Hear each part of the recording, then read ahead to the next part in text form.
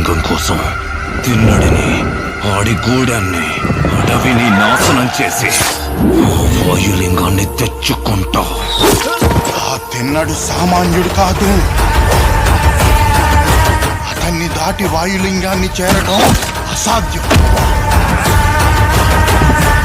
వాయులింగం మీద దుర్మార్గుల చూపు పడింది. ఈ వాయులింగ రహస్యం కాపాడడానికి నా ప్రాణాలు సైతం అర్పిస్తాను. ఈ గూడెంలో ఏ బిడ్డకి ఆపద రానివ్వను. ఇది నా ఆన, తిన్నడి ఆన.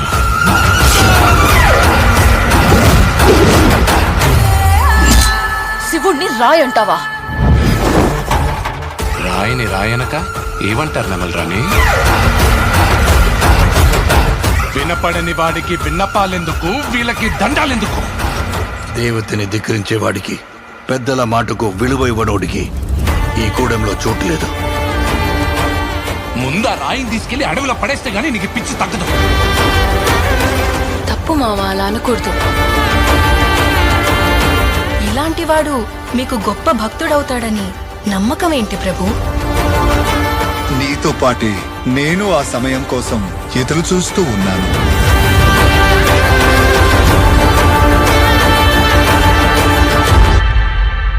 రుద్రా,